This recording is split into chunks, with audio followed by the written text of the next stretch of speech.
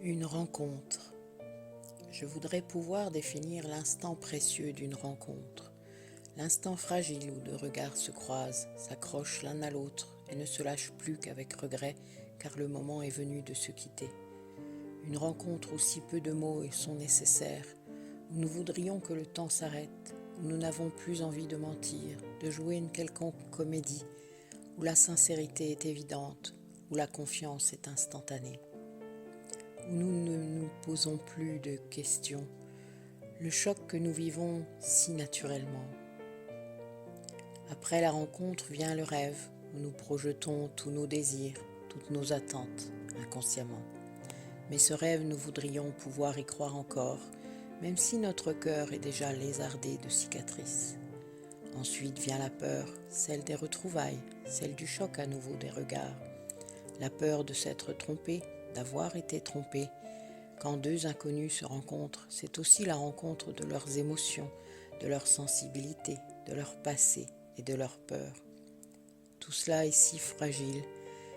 Nous pouvons faire un faux pas à chaque instant, mais cette peur est aussi si stimulante car elle pousse à l'aventure, à la découverte de quelqu'un. Pourtant, nous voudrions rester sans passé. Nous avons si peur de déranger l'autre avec nos souvenirs. Nous ne voudrions pas nous imposer, mais nous avons tellement besoin d'expliquer à cet inconnu comment nous en sommes arrivés là, quel chemin nous avons parcouru. Nous voudrions tout lui raconter, tout partager.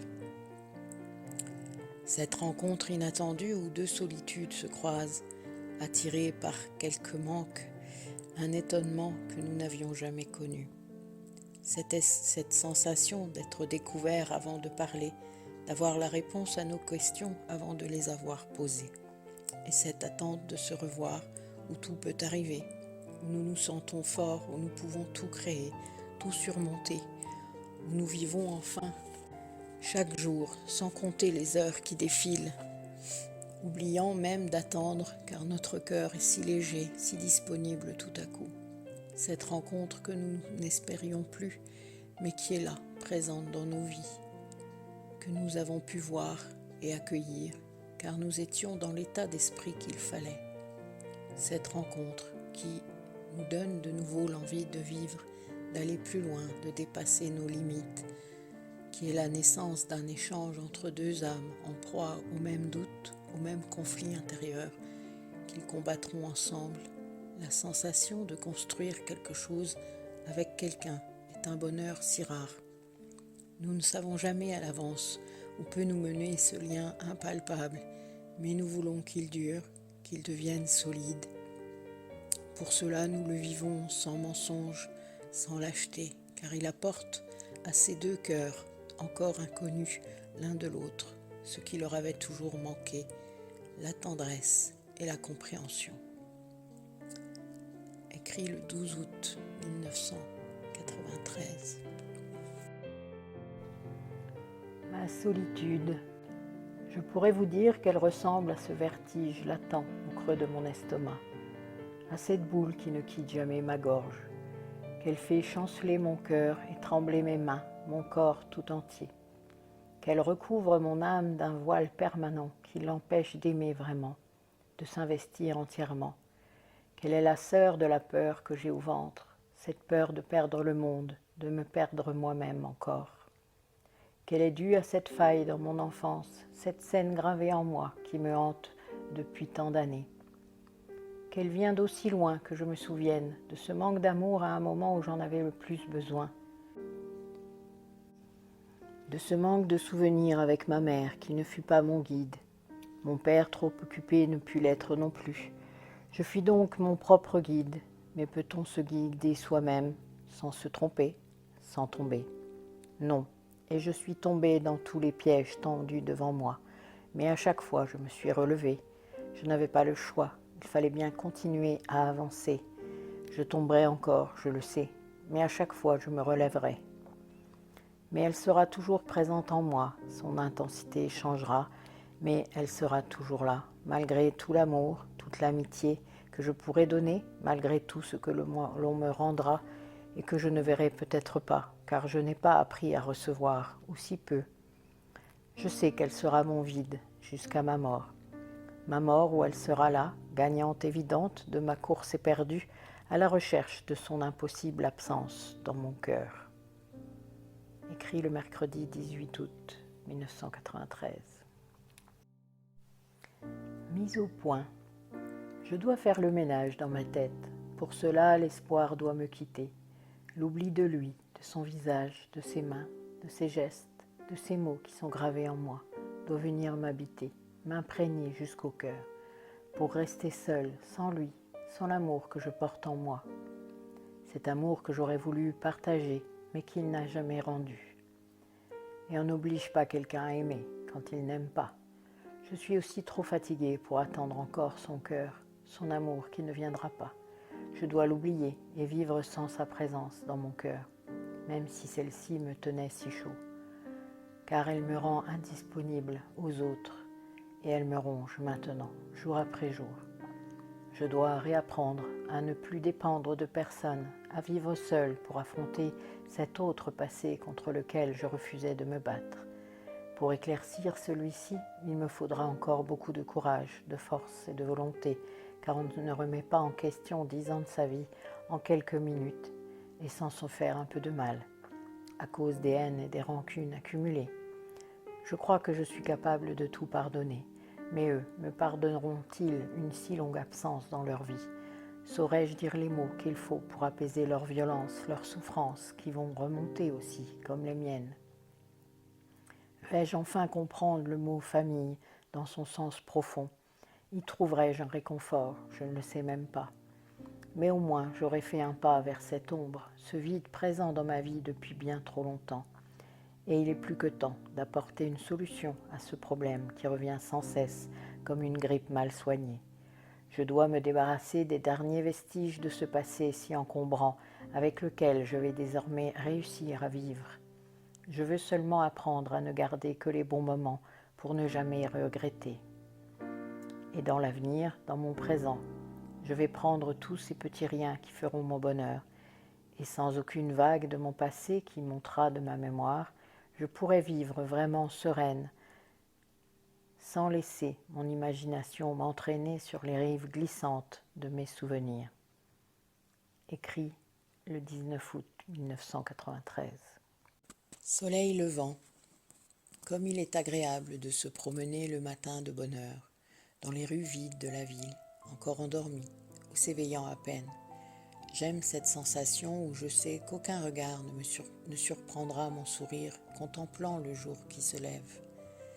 Y a-t-il plus beau spectacle que la terre recommençant son éternelle ronde autour du soleil qui donne, avant d'apparaître, déjà toute sa lumière qui filtre à travers le brouillard du matin. Je puise toujours dans ce spectacle mon énergie pour passer une bonne journée. Et quand quelquefois mon cœur se sent triste, que j'ai passé la nuit les yeux ouverts dans mon lit, il a besoin de ce moment d'intense émotion pour se ressourcer. Il revit à la vue de cette lumière vivante, presque palpable, qui me pénètre entièrement par lui jusqu'au cerveau, tel secoue de ces mauvaises pensées qui l'ont hanté toute la nuit. Mes sens sont alors de nouveau en éveil, prêts à accueillir de nouvelles images, de nouvelles odeurs. Mais ils gardent à jamais l'empreinte de ces jours où j'ai dû, encore une fois, renaître de ma peine. Mais je suis tel le phénix, et pour lui les cendres n'existent pas. Il renaît inlassablement après toutes les souffrances remontant de ses mémoires, et plus intenses à chaque fois. Il est le plus fort, mais hélas, il garde tout en lui, car il ne sait pas oublier. Et chaque nouvelle vie n'est pas vierge de souvenirs, elle est déjà tachée de cicatrices indélébiles. Chaque nouvelle vie est toujours un recommencement, un ensemble d'étonnements et d'émerveillements, qui ne finit qu'au moment où les vagues de ma mémoire remontent de l'oubli et m'emportant dans le courant où je meurs, exténué sur la plage de mon passé. Le matin garde alors toujours le même pouvoir de me faire revenir à la vie, dans laquelle j'essaie de repousser le plus loin possible les limites de la douleur que je sais fatale à mon cœur. Et je dois avouer que mes vies sont de plus en plus longues, car les vagues d'oubli sont beaucoup moins intenses. Il n'y a plus en mon cœur de tempête ou de typhon, mais seulement, inévitablement, quelques orages sans gravité. Je pense ne plus mourir beaucoup dans l'avenir, car mon corps et mon cœur ont appris avec le temps à encaisser ces remous de souffrance. Et ces émotions, comme le jour qui se lève, le sourire d'un enfant et chaque retrouvaille avec mes amis, sont un baume qui comble ce vide qui avait grandi en moi. Alors ne vous moquez pas des gens qui sourient au soleil, qui sont en extase devant un enfant, ou simplement qui sourient en vous croisant. Dites-vous qu'ils sont peut-être, eux aussi, en train de guérir. Écrit le 28 juillet 1993. Réapprendre à respirer. Je sais désormais comment on réapprend à respirer, à vivre pleinement mon présent. Il m'aura fallu du temps et de la volonté, mais j'ai réussi à découvrir ce secret si bien caché au fond de moi, qui n'attendait qu'un peu de lumière pour s'épanouir enfin. Tout d'abord, il faut apprendre à notre corps à apprécier le grand air, le soleil aussi, et sourire au soleil, même s'il est trop chaud, car il ne réchauffe pas que l'extérieur, cette écorce que nous portons. Il réchauffe aussi l'intérieur de soi, et si tu regardes en toi les jours de grande chaleur, tu verras de gros bouillons dans ton cœur, et ils te donneront l'énergie nécessaire pour accomplir les tâches que tu t'étais promis de mener à bien. Il faut aussi profiter de l'air quand il pleut, car la pluie, d'une part, n'a jamais tué personne, et d'autre part, apaise les esprits qui seraient restés bouillonnants à cause du soleil. Car il faut savoir aussi reposer son cœur et son esprit, mais sans jamais le laisser s'endormir tout à fait. Le physique étant réveillé, nous devons maintenant penser au mental. Ceci est plus délicat, car pour faire respirer le mental, celui-ci a besoin d'énormément de joie. Et la joie vient de toutes ces petites choses que nous accomplissons par gentillesse ou sympathie tout au long de la journée. Quelque chose d'aussi insignifiant pour certains que de sourire à un arbre, à l'eau qui suit son cours, à un rire d'enfant, peut procurer plus de joie qu'un cadeau. Mais finalement, c'est un présent que l'on s'offre à chaque fois. Savoir sourire aux arbres n'est pas si évident, j'en conviens, et beaucoup d'entre nous passent près d'eux sans les voir, sans y faire attention. Pourtant, ils sont bien là, et ils respirent eux aussi. Il faudrait, je pense, que les gens sourient plus à la nature qui les entoure, et ils se sentiraient certainement mieux. Il faudrait surtout que ces mêmes gens qui ne savent pas sourire à une fleur qui pousse apprennent à se sourire entre eux. Rares sont ceux qui répondent aux sourires que je donne sans cesse à qui veut les prendre. Les gens qui y répondent sont souvent ceux qui ont le temps, ou plutôt qui le prennent, même quand ils ne l'ont pas. Ou ce sont de vieilles personnes, contentes de voir qu'elles existent pour quelqu'un, alors que les autres les voient déjà dans la tombe. Ou encore ce sont des gens comme moi qui sourient aux arbres et aux fleurs, aussi naturellement qu'ils sourient aux gens. Des gens qui savent déjà faire respirer leur mental. L'on aère aussi son mental en se débarrassant de toutes les idées noires qui viennent à nous, souvent à cause de notre imagination, de ce don que l'on a de faire une chose insignifiante d'un seul coup, un problème insurmontable. Les chasser ne veut pas dire les oublier, les mettre dans un tiroir et ne plus y penser, car quand on agit ainsi, elles finissent toujours par remonter. Et cela fait plus de mal encore. Non, il faut les affronter.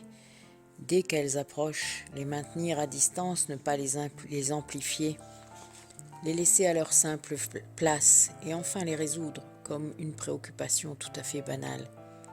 Il faut apprendre à promener son imagination avec une laisse et surtout avec une muselière.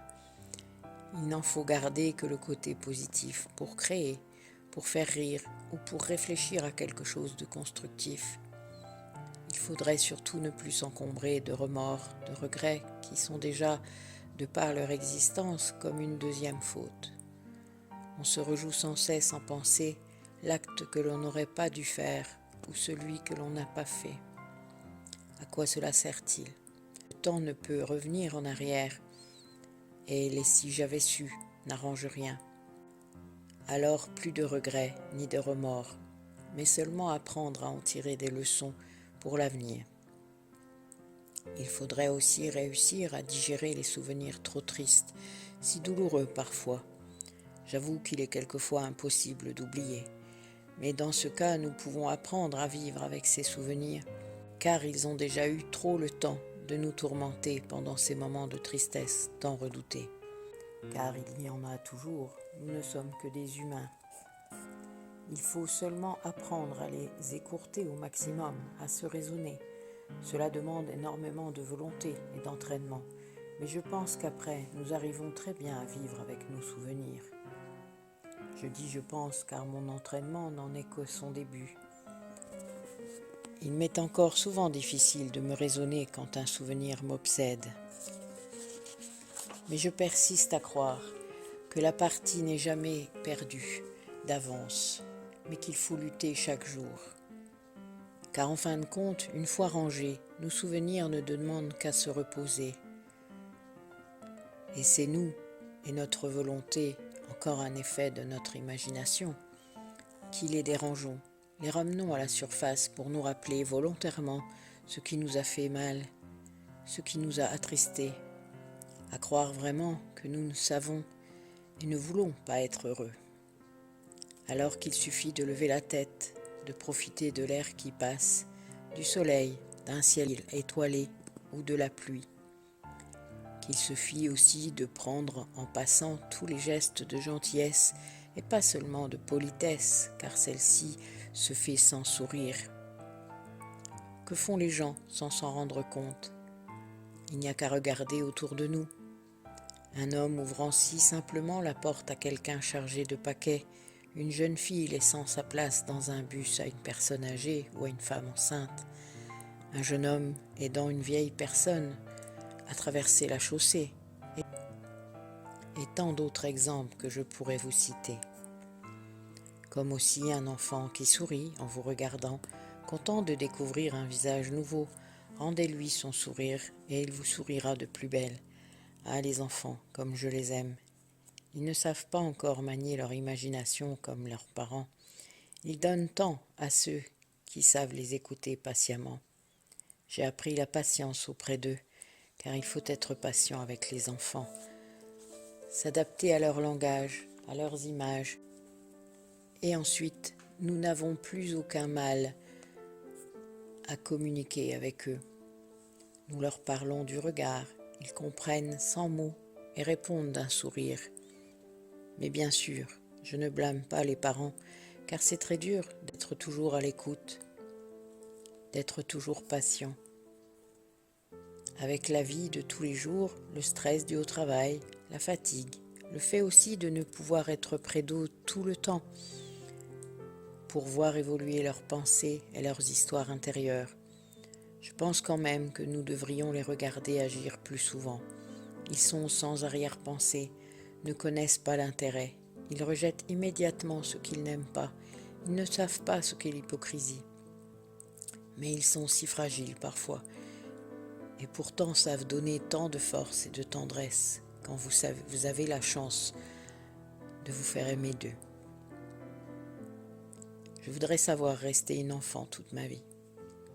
Les adultes sont des enfants corrompus par leurs parents, par leur éducation, par la société, mais tous n'ont pas eu les mêmes choix. Et puis c'est un cercle vicieux, car la société a été mise en place par des adultes qui ont été des enfants mais qui l'ont oublié. Quelqu'un un jour dira-t-il stop?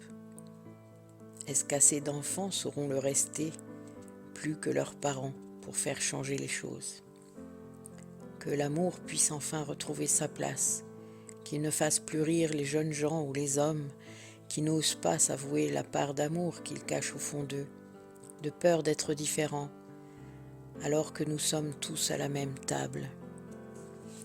Ou encore ces hommes qui réservent cette part si précieuse à une ou deux personnes maximum, voulant à tout prix économiser cet amour. Pourtant, donner un peu d'amour autour de soi ne coûte rien. Nous en possédons en nous une réserve inépuisable, car nous sommes sans cesse en train de la remplir. Nous nous décevons trop vite des gens sans leur laisser la chance ou l'occasion de rendre ce qu'on a bien voulu leur donner. Car ils voudraient donner, eux aussi, mais ils craignent tant le ridicule d'une action aussi naïve à leurs yeux que finalement ils ne donnent rien.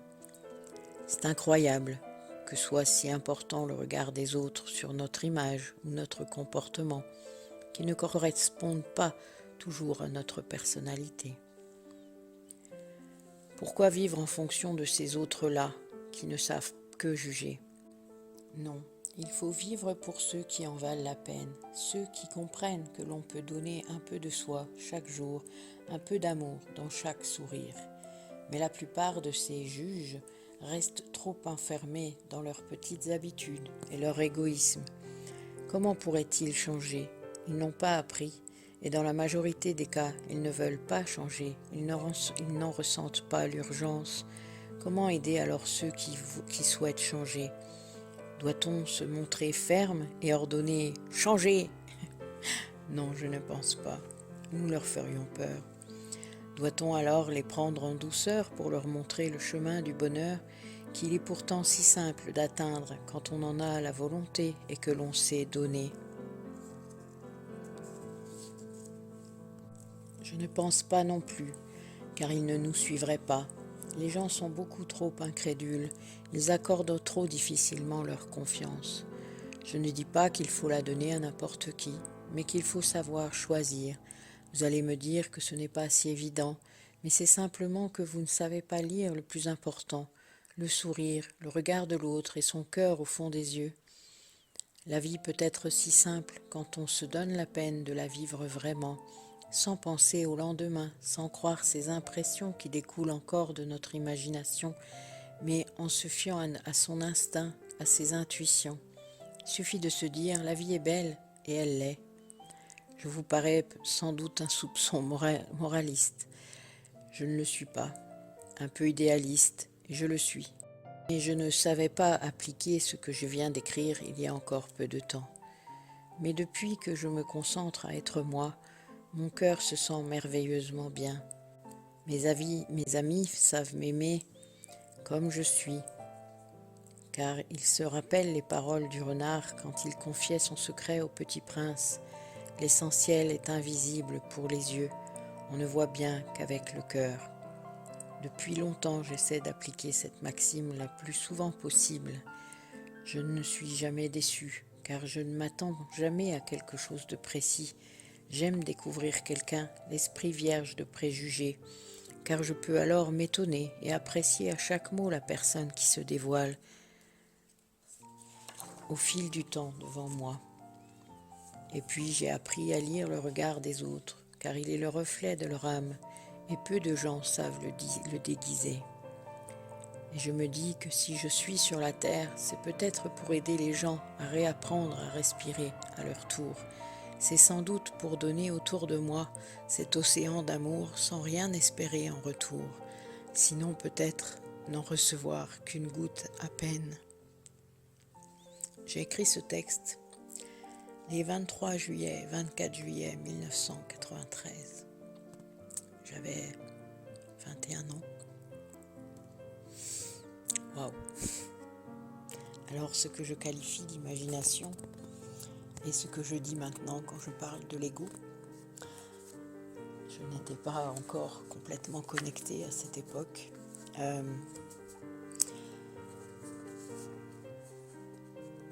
Enfin voilà, j'étais déjà dedans, sur mon chemin. Merci pour votre écoute.